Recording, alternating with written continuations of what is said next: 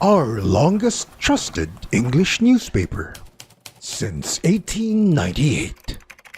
Now available digitally. Computer. Order the Manila Times Digital Edition. Subscribed. Get the Manila Times Digital Edition for less than 2 pesos and 50 centavos per day when you sign up for 1 year. The Manila Times, news source of choice, trusted since 1898. Good day. Here are the stories for the Manila Times for Monday, June 6, 2022. The Bulusan volcano in Sorsogon spewed a column of ash and steam about a kilometer high in the sky on Sunday morning, raining ash on villages around it. Paul Alanis, resident volcanologist of the Philippine Institute of Volcanology and Seismology or PHIVOLCS in Bicol, told the Manila Times several volcanic earthquakes preceded the steam-driven eruption. Alanis said magmatic activity has not been detected inside the volcano that could lead to a major emission of lava. The volcano started to blow off steam and ash for 17 minutes at 10:37 a.m. PHIVOLCS raised the alert level for the Bulusan volcano from 0 to 1. The steam-rich gray plume subsequently drifted west. Ashfall was reported in the municipalities of Hoban and Casiguran. PHIVOLCS recorded 77 volcanic tremors in the last 24-hour observation period. Ground deformation data from GPS-based monitors indicates that the mountain's edifice has been inflating since February 2021, while electronic tilt sensors recorded a sudden but isolated inflation of the southeast lower slopes last April. President-elect Ferdinand Bongbong Marcos Jr. is committed to fixing the gap in research and development in the fields of science and technology, engineering, and mathematics, or STEM. The incoming leader issued a statement over the weekend as he acknowledged that the Philippines is being left behind and has a lot of catch-up in the STEM fields. He vowed to start at the primary and secondary levels, saying he'll task the Department of Education under the leadership of Vice President-elect Sara Duterte Carpio to address the matter. The Office of the Ombudsman has ordered the suspension of Anti-Red Tape Authority Director General Jeremiah Belgica and 4 other officials for the alleged irregular issuance of frequencies to a firm as the country's third telecom provider. Aside from Belgica, also placed under a 6-month suspension by Ombudsman Samuel Martires on May 24 were ARTA Deputy Director General Eduardo Bringas, Division Chief Cheryl Pura Sumagi, Director Jedrick Nang, and Director Melami Salvadora Asperin.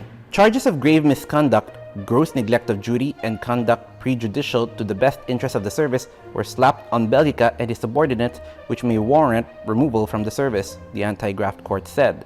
The charges were anchored on the order issued by the ARTA officials on March 1, 2021 for the assignment of frequencies to Now Telecom Company Incorporated as the third telecom provider.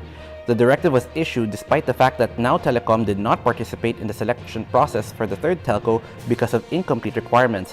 What complicated the case is that the frequencies ARTA ordered assigned to Now had already been allocated to Dito Telecommunity Incorporated, which has been selected as the third telecom provider. Topping business, headline inflation likely accelerated in May on the back of higher food and commodity prices, economists polled by the Manila Times said. Projections for the month range from 5.2 to 5.4%, with a 5.4% average, faster than the 3-year high 4.9% print in April.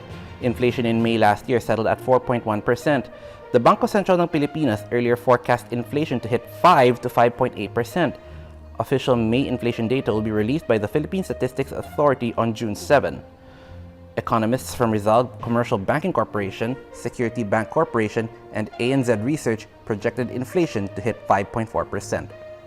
In sports, the University of Santo Tomas clinched its 3rd straight championship after sweeping National University 28-26, 21-15 in the University Athletic Association of the Philippines Season 84 Men's Beach Volleyball Final on Sunday at the Sands by the Bay. After a competitive first set, the Tiger-Sparkers duo of Rancel Varga and Jaron Requinton pulled away in the second set. Back-to-back MVP Varga and Requinton left the Bulldogs pair of Paul Salvador and James Buitago in the dust with a 72 start, which later became a 16-9 advantage on a Requinton ace. UST never looked back to win its 6th championship, the most in the league. Rigoberto Tiglao and Father Ranilio Aquino are today's front-page columnists. Tiglao differentiates bloggers from journalists, while Father Aquino analyzes Catholic higher education in the Philippines. Today's editorial weighs in on the recent decision of the Senate to free the 2 detained executives of Pharmaly Pharmaceutical Incorporated. Read a full version on the paper's opinion section or listen to the voice of the Times. For more news and information, get a copy of the Manila Times on print, subscribe to its digital edition, or log on to www.manilatimes.net. Follow us on Twitter, Facebook, or Instagram, and keep up with the Times. On behalf of the Manila Times, this is Arik John Sico reporting. Have a safe week ahead.